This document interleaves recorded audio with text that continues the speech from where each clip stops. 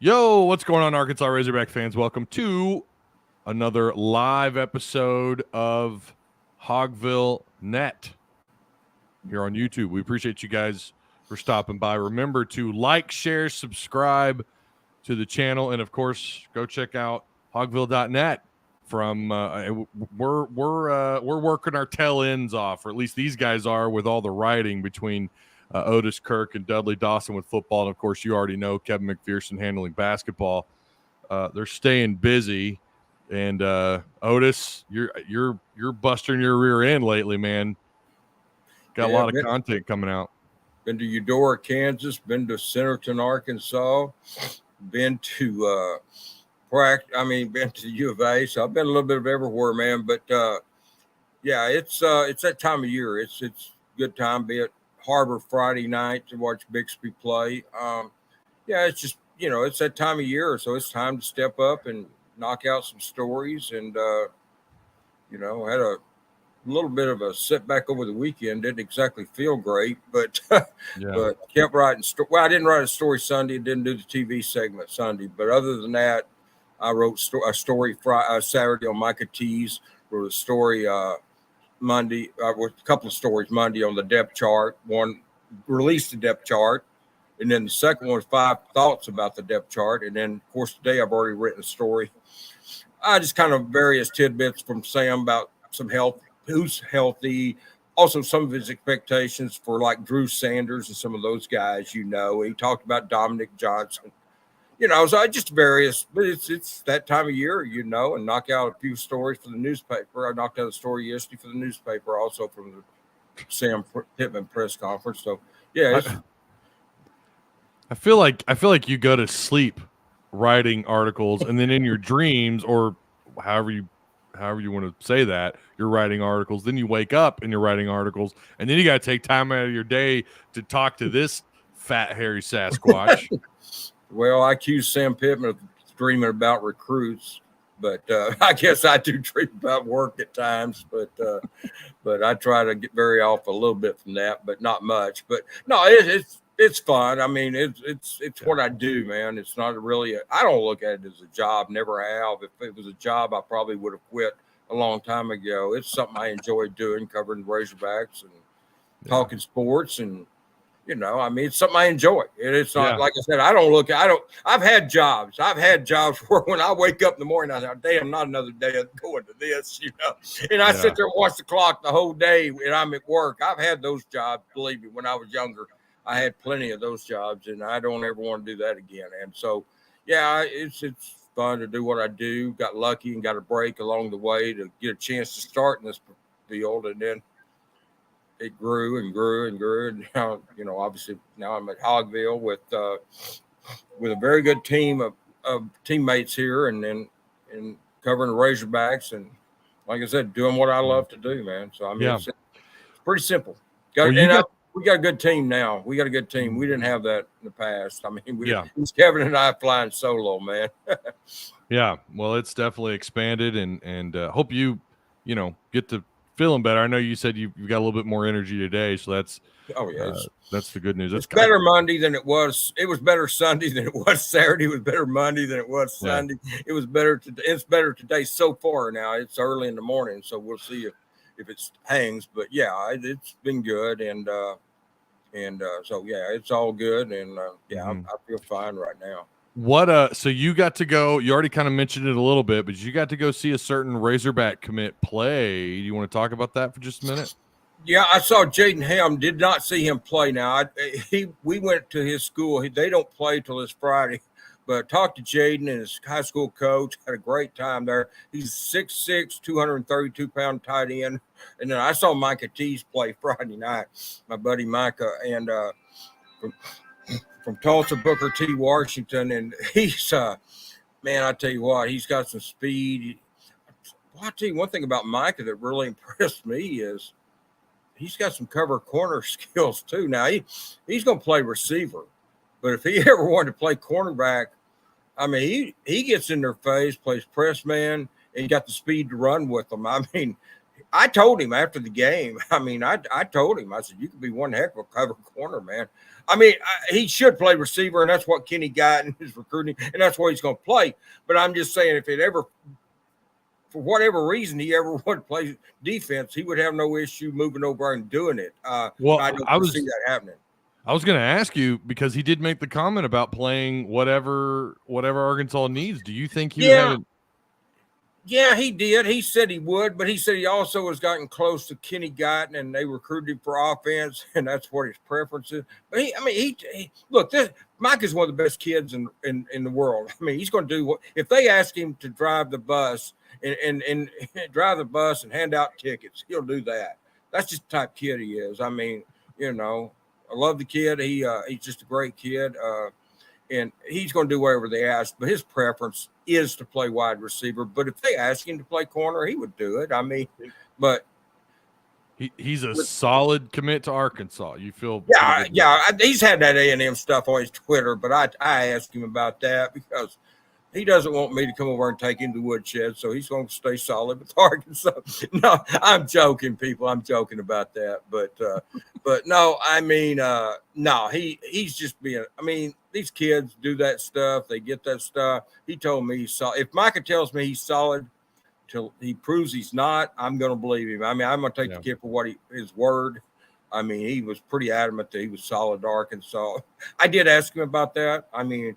Yeah, Alex and I were out there. Alex Trader and I were out there talking to him, and Alex said, "You want to ask him about that?" And I said, "Yeah, I'll ask him." I mean, got to ask him about it. It's something we had to ask about. I asked about the game first, and then I asked about the A&M stuff because it was something that needed to be asked. But no, I mean, he tells me solid. I believe the kid, man. That's the way I trust the kid. I believe him, and until he gives me a reason not to, I'm gonna continue to trust him. If you guys would, those of you who are watching live, I'm unable to share the content like I typically do with Tuss Talk with Ty, simply because of the format that I use, StreamYard. So if you guys could, it would be awesome if you could share the content on Facebook, Twitter. Send it to your Gam Gam. She might be interested in what Otis Kirk has to say.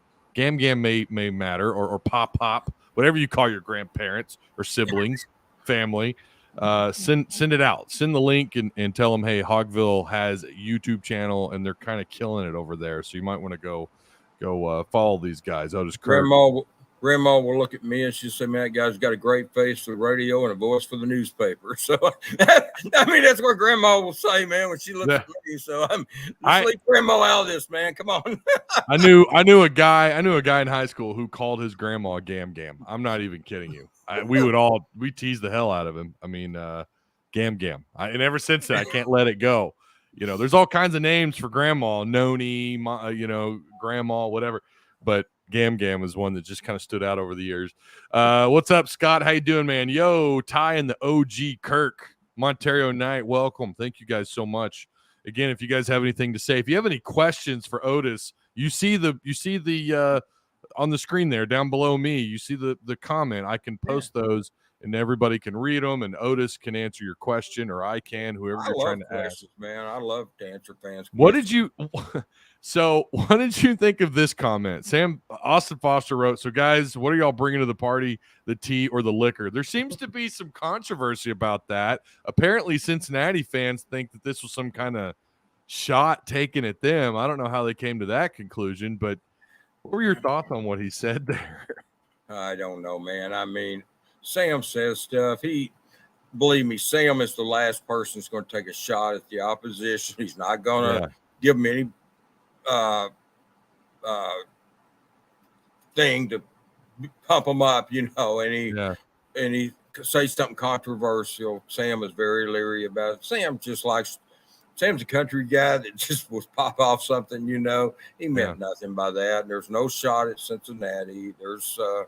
He's also, if they're going to point that out, they might want to point out where he said Cincinnati is ranked 23rd and he believes they're a better team than that too. So let's be complete with all this stuff. If we're going to act like Sam's taking shots at Cincinnati, let's also point out the fact that he said he thinks they're a better team than the 23rd ranking they got. So let's be fair about this. And I guess we'll find out on Saturday if that's true or not. But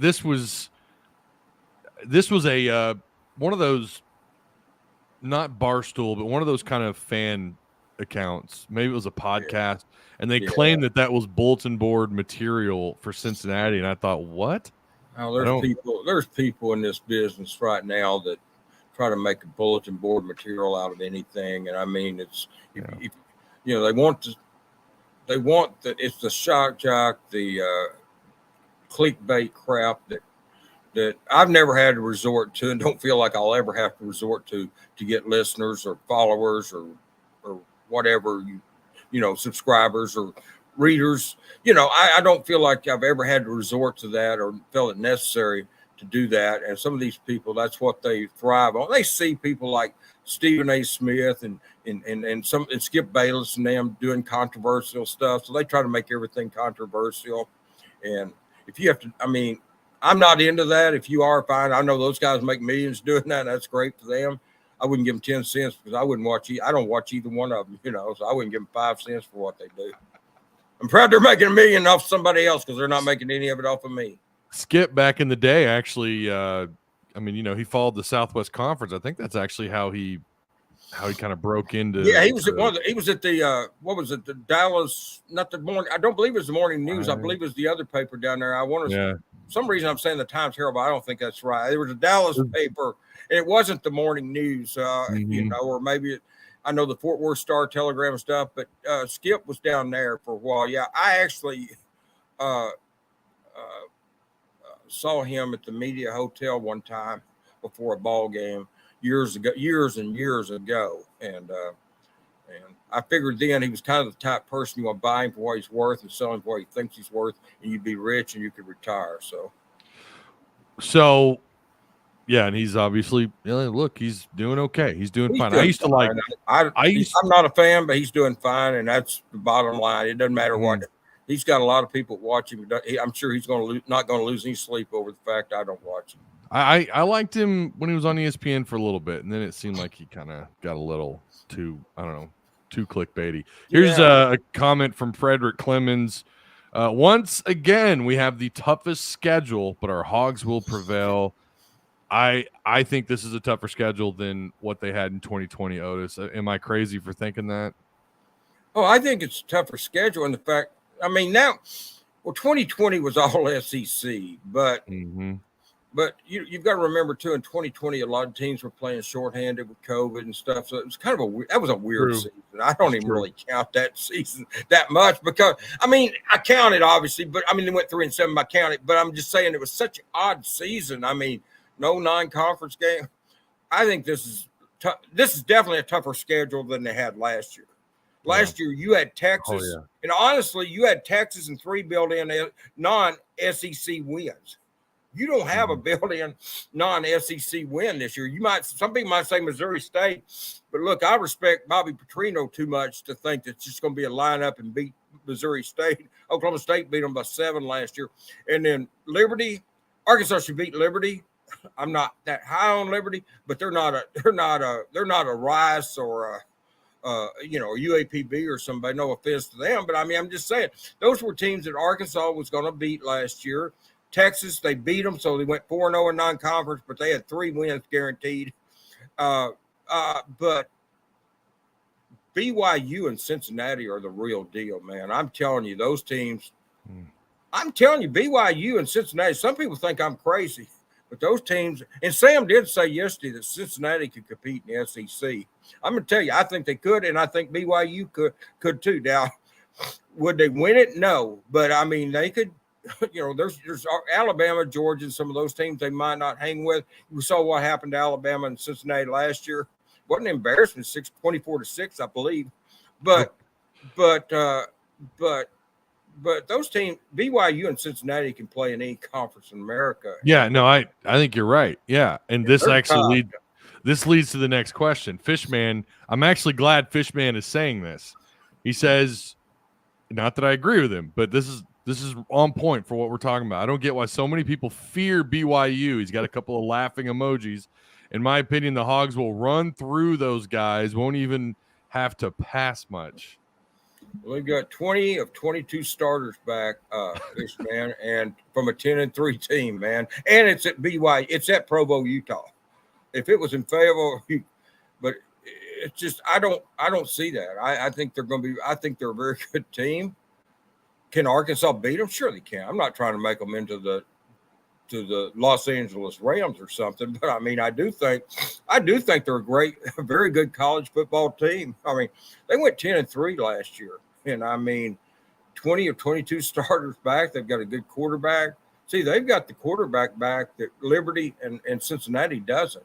Yeah, they lost their quarterbacks. I'm not sure about Missouri State, but I do know Liberty and Missouri and Cincinnati's quarterbacks are in the NFL now. I just don't see Arkansas going out there and running all over them. They may do it, but I don't. Here's kind of what they did last year. You talked about it. They beat a ranked top 25 Utah at home by 9, 26-17. They then followed that up with another ranked, and I get it, they're Pac-12, but they got to play the schedule in front of them, and they did that. Number 19 Arizona State, they beat by 10, 27-17.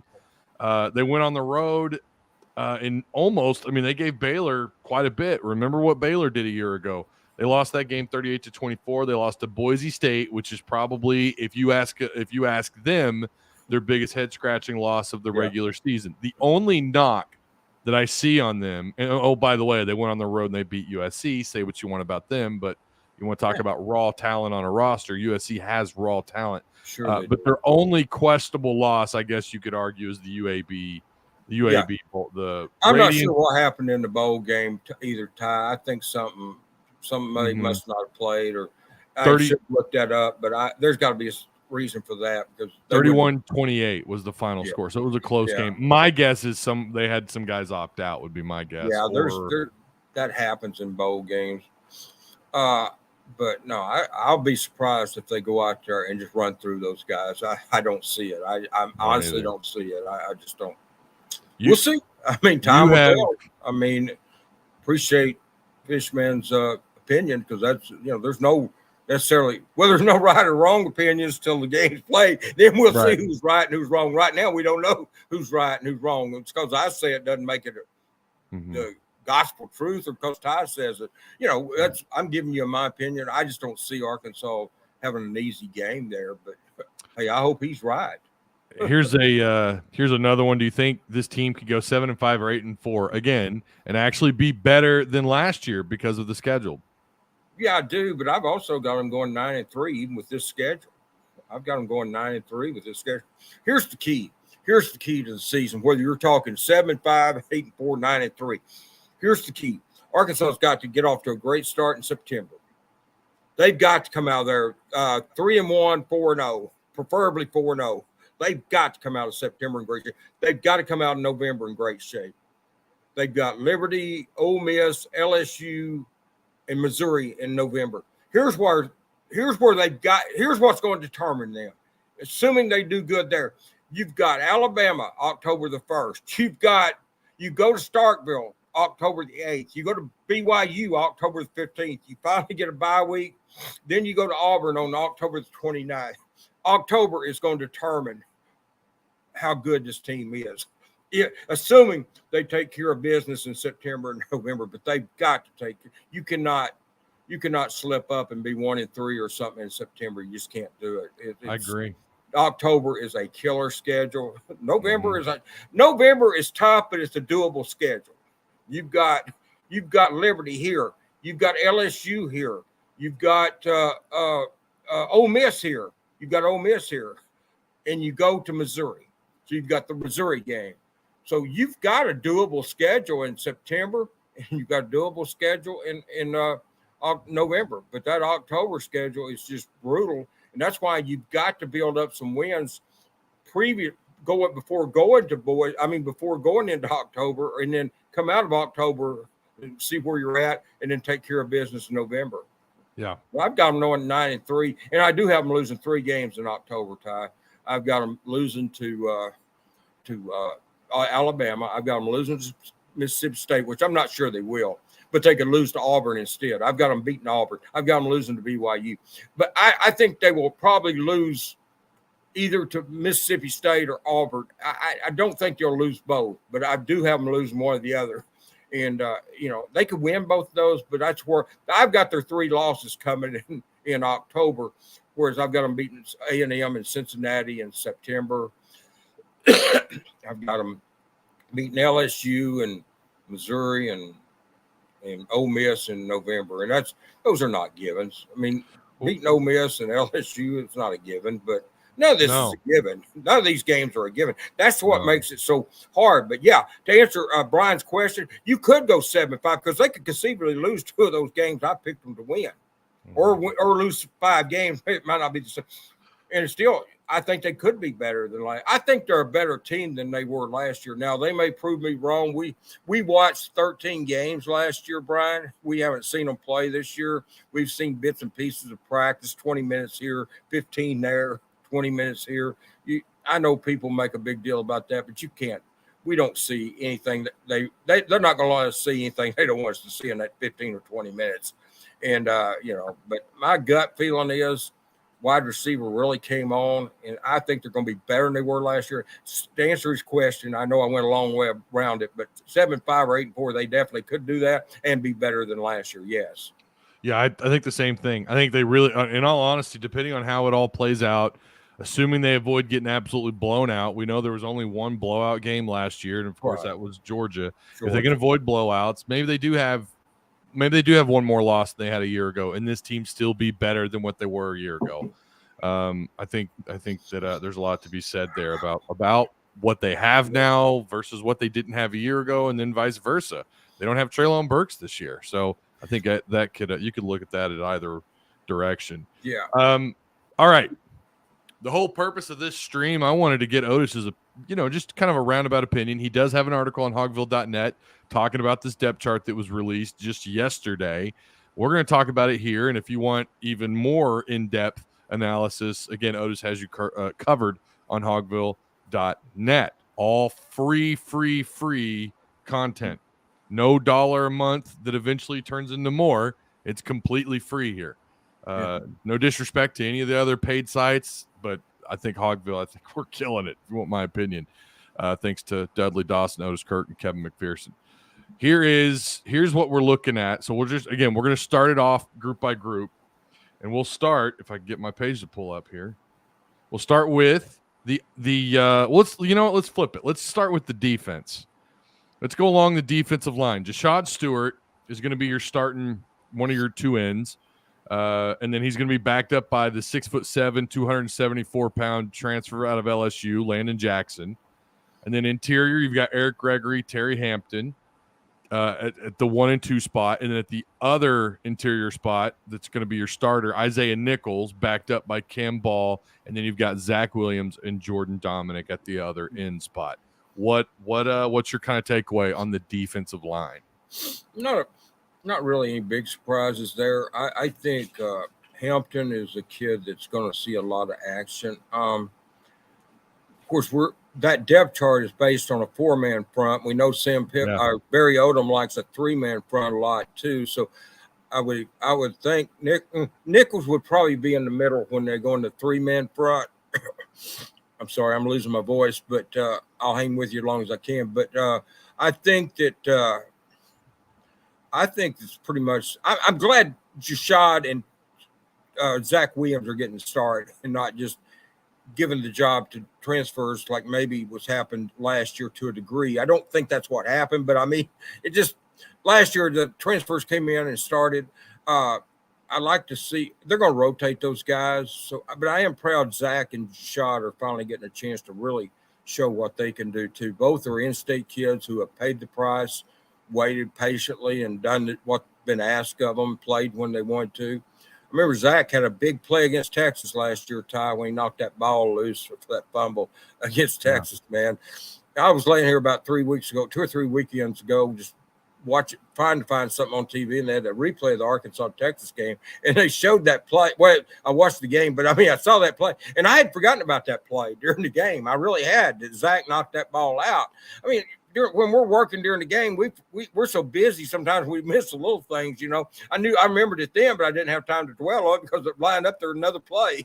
But that was a good play by Zach. Very alert, heads up play. And Hampton's really been Terry Hampton's been a very good surprise for them.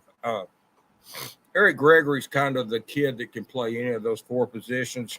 Yeah. He's been their move around guy. Isaiah Nichols, the leader of that group. I mean, he's the leader. He's the one that they all look up to, and they should. He's been here for a long time. Isaiah's another one that they brought in transfers, like the kid from Clemson a couple of years ago, and Isaiah continued to play and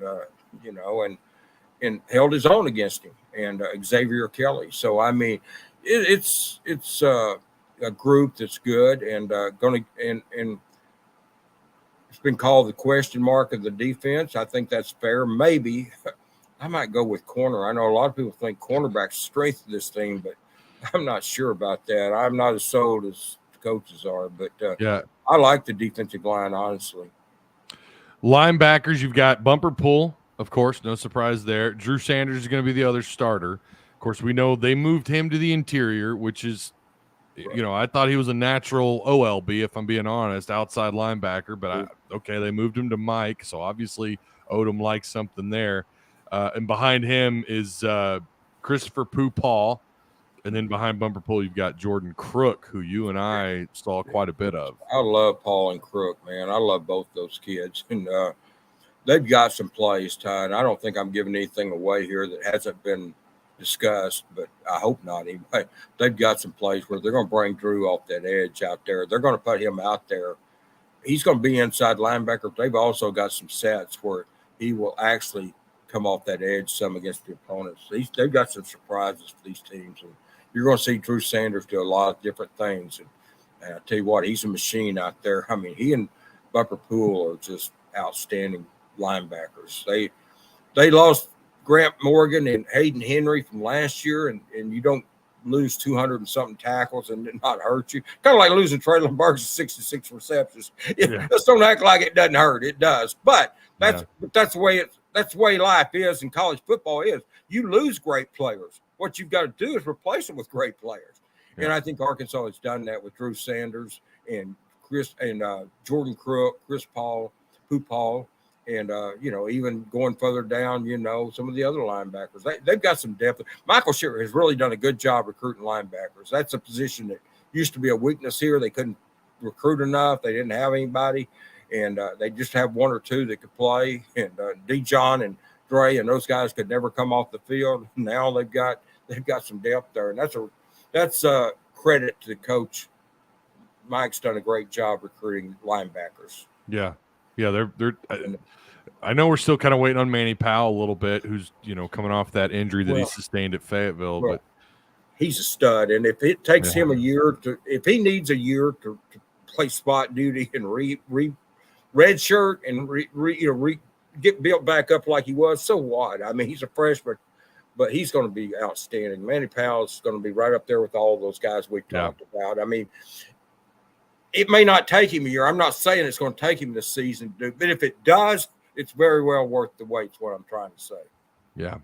Moving on to the secondary. Now, this is where it gets interesting. Ladarius Bishop is one of your 2 starters, and then Hudson Clark is your other starting corner. Behind Bishop, you've got Malik Chavis. No real surprise there, 6'2", 190-pound. I forget he's a junior. In fact, he's a redshirt junior, I believe. Yeah, he is. He redshirted on Horizon first year. The biggest, this has been kind of a lot of the talk about the defense, and you talked about it a little bit ago. Dwight McLaughlin behind Hudson Clark. And then, of course, since we're talking about the secondary, you've got Jalen Catalon, Simeon Blair as your safeties, and then Miles Slusher at nickel. Behind him is the Penn State transfer Trent Gordon. What are your thoughts on the secondary and the depth chart? They feel like it's a strength. I've got to see it. I guess I'm got a little Missouri in me because I'm from the show me on this, because I worry about Hudson Clark's speed. I'm not going to lie to you, man. And then I wish you take Hudson Clark's everything about Hudson Clark, all of it, his instincts, his coverage skill. If you could put Day and Malik and McLaughlin's speed in him, or put his instincts in him. I mean, his cover skill, his instincts, his knowledge of the game is just. If you could put all that together, put them together, you'd have something there. But I mean, Day's got the speed, but there again, I worry about his cover skills. He still gets burnt. So I hope they're as solid at corner as they think they are. I'm gonna put it down. I don't want to sit here and knock down people because that's not what I'm about. But I'd be lying if I sat here and told you I think that's going to be a strength of the team, and I've got complete confidence in it. I'm not going to sit here and lie to people. I'm not going to do that. And so, I'm just not going to do that. And so I'm worried about cornerback position because what I just said. Some of them it relates to speed, some of them it relates to cover skills, some of them it relates to instincts, whatever. There's just some question marks about every one of those kids. I'm not singling out Hudson Clark. There's question marks about every single one of those cornerbacks, Ty. It's either instincts, the ones that's got speed, maybe don't have the cover skills, or the instincts or whatever. And then the ones that do have, some of them like speed. It's just there's some concerns there at that cornerback position. They feel good about it. I feel better about the safety. I think Catalan and Slush are two of the best defensive players on the team. I think Catalan's the best. I think Slusher. Well, I'm not going to sit here and say Slusher's second best defensive player on the team because you've got Drew Sanders and Bumper Poole down there. So, but I think Slusher is a big time upgrade at that nickel. Simeon Blair and Latavius Brini, Jaden Johnson, and those guys, I feel good about them, man. I feel good about them. They're solid. Catalan is a stud. I mean, Slusher's one of the top 4 or 5 defensive players on the team. But that's some talent back there in that secondary. We'll see how the cornerback position worries me more than the defensive line. Now, is that fair? I don't know. The coaches will tell you, I think they were more worried about the defensive line. But I'm just telling you what, Otis Kirk is more concerned about the cornerback than I am the defensive line. We'll see. We'll see come Saturday. We'll know pretty quick Saturday. Cincinnati's got some guys that can test them. Those are the two areas that I am most concerned about. Top to bottom, offense or defense, special teams. Those are the two areas, defensive line and secondary. I would probably say I'm more concerned about the defensive line, but we're going to see more multiple fronts. Sam Pittman has talked about that, so maybe that'll kind of make up for the deficiencies that they have up front a little bit. But I think I'm with Zach you. Williams and Jashad Stewart, though, are going to play better than people think they are. I remember from high school time, and look, I know high school football is gone once they step on campus. I get that, but you can't tell me if they forget how to play. I think they're better players than they have had a chance to show at Arkansas. Now, we'll see. But I love Landon Jackson was one of the best high school players I've ever seen play in person. And I've heard you're not the only one to say that. I've heard that in other places. People who have watched him play are like, this kid is a monster. I saw him at Pleasant Grove. Let me tell you, Landon Jackson was probably one of the best 10 best high school players I've ever seen play in my life. I mean, this kid was a stud. And he's just got to stay healthy. If he does, the sky's the limit with Landon Jackson. And that's where I think that's, and I saw the Hampton kid at a combine over in Little Rock one time at an all Arkansas combine. I think one thing that's going to happen here, I think the defensive line potential is there and it's going to show. Will it show at corner? That's my fear. I think it will on the line. Like, man, we're not even talking about Dominic and Landon Jackson. Jordan Dominic was great at Georgia Tech, but Landon Jackson, I'm telling you, man, as good as Drew Sanders was in high school, and I actually saw him play a game one time at Denton Ryan, not as a recruit of Arkansas, but just I was watching the game. I don't know that I don't think Drew Sanders was any better than Landon Jackson. I mean, boy, and Drew Sanders is great, but Landon Jackson's just unbelievable player. Trenton Burke says, worried about the D-line. Why? Because you don't know who they are? No, Trenton, it's because they haven't really done anything in 2 years. That's where it comes from. 3 defensive line coaches have been hired. They haven't really – I mean, this is me talking, not Otis. This is just me talking. Recruiting, I mean, let's be honest. They've not been killing it there. I don't think they've signed out of high school a 4-star in a little bit. Landon Jackson's a good improvement.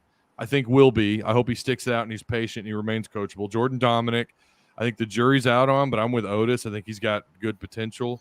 I think Jashad Stewart and Zach Williams are overdue. I do think that these guys could be better, but I'm looking at what have you done for me lately, right? And the defensive line they weren't really the highest talking point through fall camp.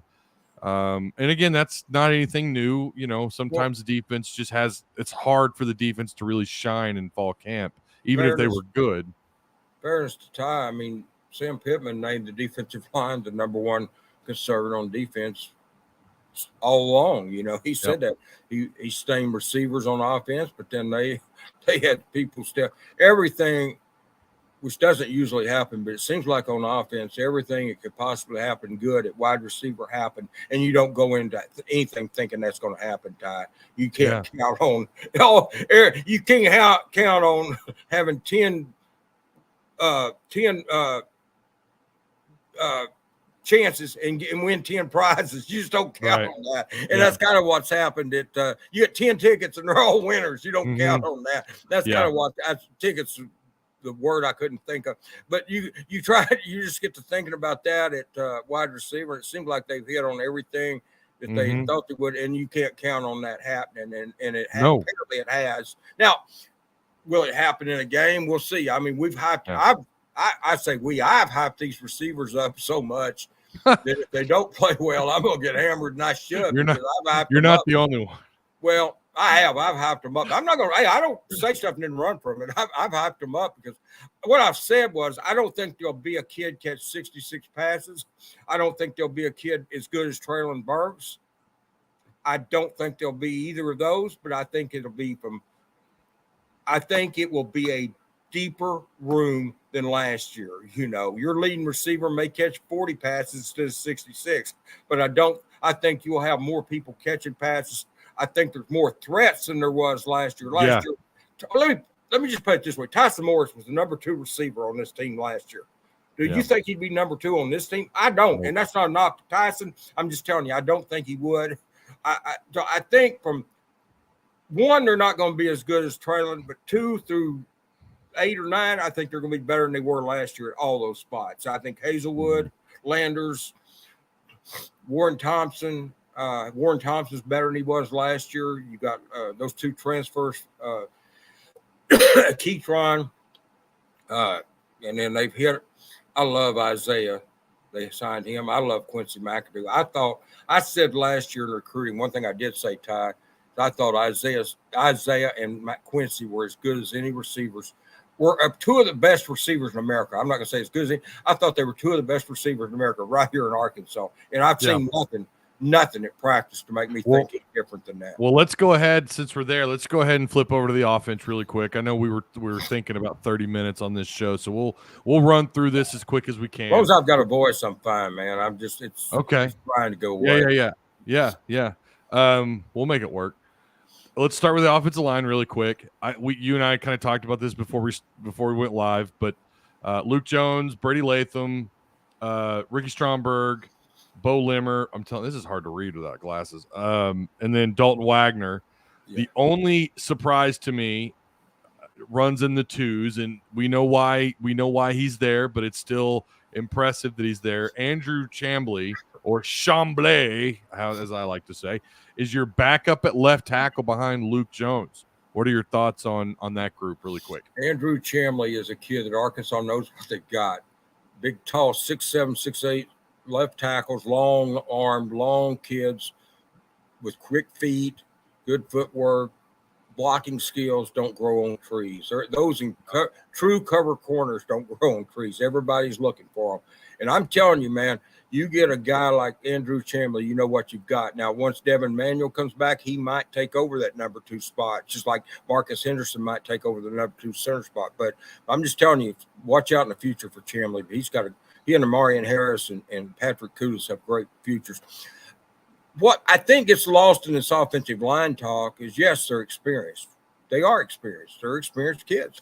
But some of these guys are 3 and 4 year starters, Ty. I mean, This is the 4th year for Stromberg start. He's not a returning starter. This is the 4th year Ricky Stromberg's going to start.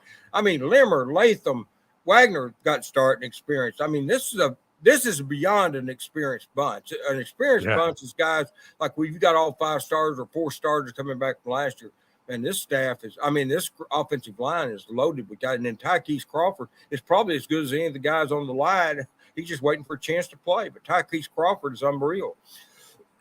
When he was at Carthage, Texas, he was right there with, in fact, Tykees played against Landon Jackson in high school, Ty. And that was a great game. And you're talking about 2 studs going at it out there. But Tykees Crawford and Landon Jackson was 2 great players. And well, who do you think won between the 2? Well, I don't remember who won the game. I think Pleasant Grove won the game. So I never pay attention to who wins the game. Right. I think it was a dog fight. I'm gonna straddle the fence with the best of them on this one. Call it a toss up. Okay, that's fair. That's fair. No, I don't think neither one of them just clearly like kill the other one. It was, but that was 2 Titans going. That was 2 big time horses going at each other, man. Yeah. You talking about 2 big kids just killing each other out there, man.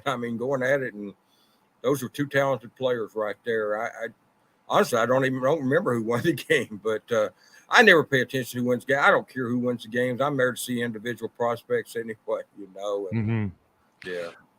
Tight end, really cool. So we'll move to tight end real quick. Trey Knox, not Henry, not Ty Washington, but Nathan Bax is listed at the 2. I feel like that's going to rotate through the year, though. Yeah, you've got Nathan Bax, I believe, or Hudson Henry, isn't it? Oh, no, you're right. You're right. There's an or there, but yeah. Right.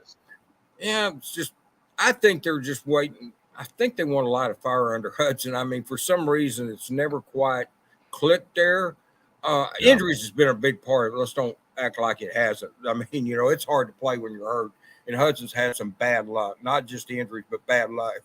But yeah, I think Trey Knox he's found his position. This is where he's set. He's going to be good. And I look for Hudson Henry and Bax to catch some. I really think Ty Washington's got a great future. I was talking to Jaden Ham about him last Thursday, Ty, about Tyrus's hands and stuff. And we've got 3 good. They've got 3 really good tight ends coming down in the high school class. But Tyrus will hang with them too. And then Hudson needs to come on and have a good season. I saw that kid in high school. Hey, Anthony Lucas once told me he's better than Hunter. And that hasn't materialized, but doesn't mean it can't yet. But Anthony really thought he was going to be a better player than Hudson in college. And so that obviously hasn't materialized. Mm-hmm. Hudson's one of the best college tight ends I've ever seen, but we'll see. But Hudson is better than he has shown. Hopefully he stays healthy and he gets some chances. I think he'll impress them pretty good. Hudson had 4 catches for 27 yards last year. Yeah. Got some injuries. That's not what they've got to get from Hudson Henry. We're talking about a kid that was ranked among the top tight ends in the country. Yeah. Had offers all over the country. As I said, even had positive comparisons to his brother by some who had coached both, knew both very well. Not like Anthony Lucas didn't know Hudson and Hunter, and he told me one time he really thought Hudson would be better than Hunter. Doesn't happen. And that's not making a lot of what Anthony said. We all make statements like that. And there's a reason Anthony said that. If Anthony said that, there was a reason.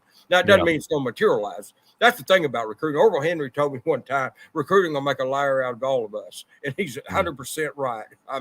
You go out here and you make predictions about recruits, and then some of them you hit on, some you don't. And it doesn't matter who you are. There's no perfection in recruiting. You make you can you can take the route of, I'm not going to go say anything because it might be wrong. Well, if you do that, that's fine. That's what you want to do. I'm going to make predictions and stuff, and some of it's going to be right, some of it's going to be wrong. There's no college coaches miss on recruits. Everybody does. So recruiting will make you a liar.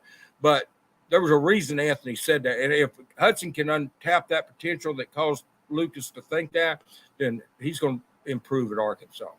Running backs, Raheem Sanders, AJ Green. We know Dubinion's going to be in the mix. Johnson, Pittman seems to think there's maybe a chance Dominic is good to go, but he also said on Josh Baraccini this morning that he was, sounded like it sounded to me more like he didn't feel like Dominic was going to be good to go for Cincinnati, but I don't think he is. But I don't think he'll play against Cincinnati. I think South Carolina is a realistic, barring any setbacks. I think South Carolina is realistic for the kid, and I think that's probably wise. Rocket can handle the deal. AJ Greens can handle it. I mean, Rashad, they've got, Joyner need to play, he could, but, you don't hear his name, but I know he's got talent. James Joyner's got a lot of talent. But you'll see Rocket get the majority of the carries. Even if Dominic played, I think you're going to see Rocket get the majority of the carries anyway. He's been healthy. That kid's put on some muscle. He's gotten bigger. He's dangerous. I wouldn't want to try to tackle Rocket Sanders, man. He was coming off that podium when we had him the last time we had him. I said, Rocket, you put on some weight? And he said, yeah. And I mean, hey, man, he looked like – he wasn't weak looking last year. He doesn't like the skinny kid you pick on the beach last year. But I'm just telling you, that kid's put on some muscle. I mean, he's a scary freak coming at you, man. 6'2". They have him at 6'2", 227. They walk right by us where the media is allowed to go. The running backs are right there. And you find yourself in the middle of that group if you're not careful. And Rocket walked right by me, and he looks like an outside linebacker. Oh man, he's put on some muscle. He's put on weight, and it's good weight. It's not probably not an additional ounce of fat. I probably lost some fat, to be honest with you. But he is muscled up. I mean, I'm telling you, that kid looks scary, man. If I'm on defense and I'm 1-on-1 with him, I might act like I got a cramp or something and fall down and let him keep going. You know? But he'd kill me out there, man. My body would hurt after trying to tackle him one time. I can just feel it right now. Sitting right here in this chair, I can feel the aches. Mm-hmm. So here's a question about receivers. We don't have to answer, but since we're transitioning to receivers on the depth chart, someone did ask. Well, we'll answer the question. Yeah. Someone wants to know, how would you compare this receiving group to the 2011 group? And we know who was on that team: Joe Adams, Darius Wright, Greg Childs, so on and so forth. Well, you're comparing people who did it then to people who may do it now. There's a difference, and I'm not going to say here. I said here, I think it may be better than last year because it's deeper, which it's got a chance to be. But I can't say that these guys are going to be better than Joe Wright, Jarius Adams, Kobe Hamilton, and Greg Childs, people that have done it and proved it here at Arkansas for years, multiple years. I can't do that, so I'm not going to compare it to that. Let me see them play a few games, and I will. But I know Jaden Hazelwood led OU in catches. He led them in touchdown receptions. Mm-hmm. Matt Landers had big, average, unbelievable yards, like 25 yards or more a catch at Toledo. Warren Thompson's better than he was last year. I love the wide receiver room, Ty. I think Kenny Guyton may have hit on all 9 receivers he's recruited in 2 years, counting Warren Thompson, who walked on. I think Kenny may have hit on all 9 of them, and that's unheard of. Yeah.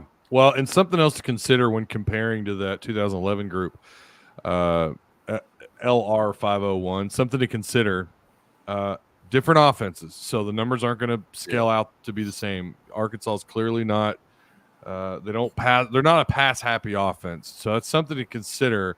But when you're talking about skill and just what maybe Otis and I see at practice, they've got some talent. We'll just see if that. We'll just see if that makes its way onto the field. So let's go ahead. Let's just go right into the receivers, and this will be the final part. Warren Thompson, Jaden Hazelwood, who I think is going to be listed at the slot, and then Matt Landers. Those are your 3 starters. And you got Katron Jackson behind Matt Landers, and you have Bryce Stevens behind Hazelwood. Not Isaiah Centenia, but Bryce Stevens at that slot spot, and you've got Jaden Wilson backing up Warren Thompson. Jaden Wilson's the kid that's come on and impressed me more than any of the kids from last year that was here last year. I remember the first Wilson catching a 75-yard touchdown from Malik Hornsby. Jaden has really improved, and he took – see, this is what I was talking about with Manny Powell a while ago, Ty. Jaden Wilson took a redshirt year and really worked on his game and improved, and it paid off. He's really having a good he's really better now than if he tried to force play last year. So if you need a redshirt year, there's nothing wrong with that. And so Jaden Wilson, to me, has really made this a better room. Bryce Stevens has got speed. I've got to see him do it. There's a kid that been more based on potential and taught everybody wild with his speed. And we've talked about his potential, but he had 3 catches for like 5 yards last year, if I remember right. It wasn't just his fault, but I'm just saying he's got to show he can stretch the field and then catch it. Keytron Jackson probably went into this thing thinking he was going to be a starter. He would be on any normal team, but I think Warren and Landers and Hazelwood just took it over. But I think Keytron will probably play as much as any of them. He's basically a 4th starter, Ty. Yeah. And then you got those kids like Isaiah, you've got McAdoo, you got Mabake, you've got Harper Cole. You know, I don't think there's anybody else I'm leaving out. But you got those 3 freshmen. They're all very talented. All 3 of them are very talented players. Harper Cole is your backup punt returner. He'll back up Bryce Stevens there. So Harper's got – I'll tell you what Harper's got. He's just got very good hands. He's a possession receiver, and he's a kid that if you get the ball near him, he's going to catch it. I mean, I saw him make some catches in the spring nobody else could make. I mean, he may not catch a pass this year. I'm not saying he will, but if they throw it to him and he gets his hands on it, he's going to catch it. And fall camp, he's looked good. He's had on those one-on-one drills. I don't know what those are, where they line up like 10 yards outside the end zone and they just run whatever routes, slant routes. He's made some catches. Oh, you don't see the speed, but you see the catches. No, if you get the ball to him, he will catch it, and he can. He's a lot better than you hear of Harper Cole. You think the former walk-on. You think, if they play him, they're in trouble. That's not the case. Harper Cole's a good little receiver. He's a tough kid. He's just got great hands, though, man. Great hands. And if you get the ball near him, he can catch it. He's very reliable on punts. They've got Bryce Stevens back there. I just think that you're going to see a lot of that. I think they're going to stay a balanced offense. I think they're going to take – I don't know that every game will be 50-50 to answer the question, Ty. I don't think necessarily every game will be 50-50. I think they're going to do if they can run the ball and a team can't stop the run, Sam Pittman's going to run the ball down their throat. Mm-hmm. But if they need to pass, they're going to be able to pass. They're not going to have to pass out of – they're not going to be, oh, no, we have to pass the ball. No, they're ready to pass the ball. I think Sam loves a balanced offense, and with KJ, you got a chance to have that. And I think they'll be as close to balance as you can. I don't know that it'd be a true 50-50 because, like I said, if there's a team that they could line up, we had a person asked a question earlier, thought they could just run over BYU. Well, I don't think they can, but if they can, they're not going to go out there and throw it 50 times. They're going to go out there and run it down their throat if they can do that. And so that's what Sam likes to do. He loves to run it down the other team's throat. And if they can do that to a team, they will do it. Otherwise, but I think in most given games, let's say Cincinnati, I think Saturday you will see a pretty good balance of probably with an offense of running, passing. I think it'll be pretty balanced. I really You think there's room for improvement on KB's play calling? Everybody can improve. You and I can get better at what we do. I can get a hell of a lot better at what I do. I can promise you that. But I mean, everybody can get better. I think Kendall Briles calls a good game. I don't like some of his trick plays. I don't like those. The timing of them, not necessarily the trick plays, but the timing of them. I thought the the receiver pass with Warren Thompson at the bowl game last year was a strange call. I don't care to tell you, I thought it was a strange call. But yeah, he can get better. We can all get better. Barry Odom get better. Sam Pittman get better. Like I said, I can get a hell of a lot better than I am. So, I mean, we can all get better. I don't know if I can at my age. I may be a lost hope, but most people can, man. Yeah. Ty can get better. He's young, man. He's going to get better. Yeah. We're going to get – by the way, speaking of that, post-game show is happening here. Yeah. Not on Tuss Talk with Ty, formerly known as Pig Trail Network. It's not happening there. It's happening here. So make sure you're subscribed. Yeah. Make sure you're sharing the content and hit the notification bell because we know how that works. Sometimes they let you know when I'm live. Sometimes they don't. So make sure you hit that bell. Friends about it too. Tell your friends about it. We're going to have that thing going here.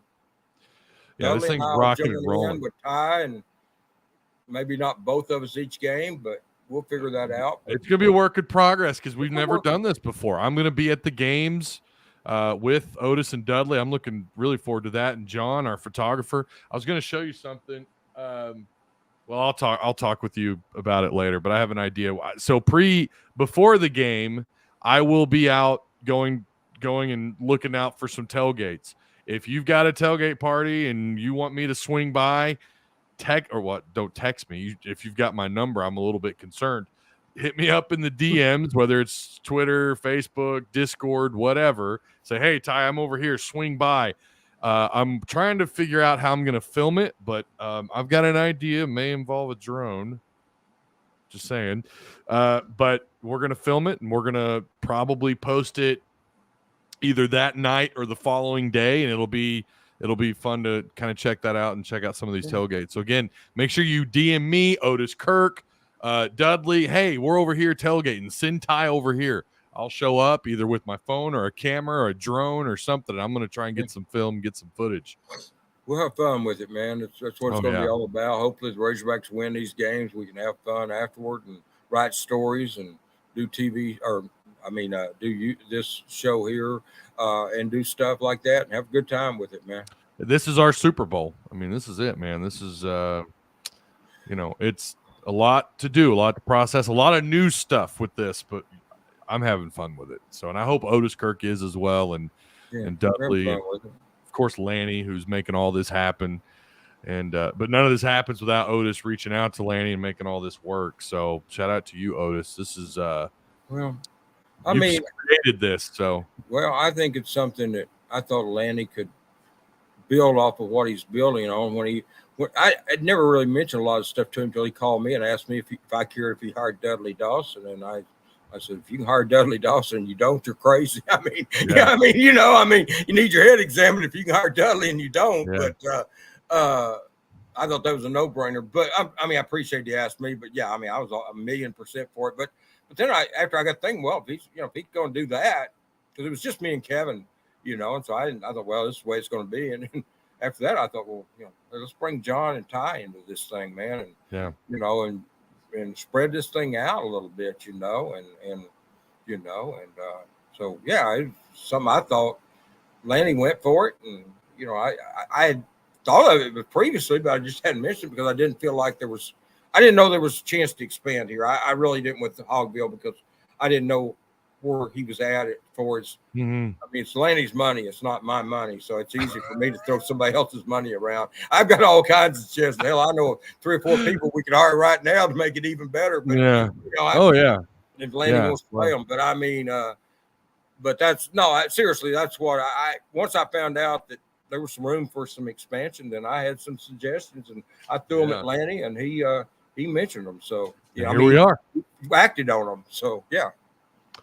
So, all right. Well, I think that's it, man. We're right up on that hour. We're coming up on that 60 minutes. So I wasn't sure if we're going to make it this long, and we did. And I do appreciate everybody in the comment section. Remember, share the content and subscribe and like. The more you interact with the channel, the more you're going to get this channel recommended to you. But you know what? If you're subscribed, that should take care of itself. So we do appreciate each and every one of you, and we will see you sooner than later. Thanks again, Otis, for making a little bit of time too, by the way. Okay, man. Thanks a lot. Thanks for having me on here. Absolutely. Woo pig.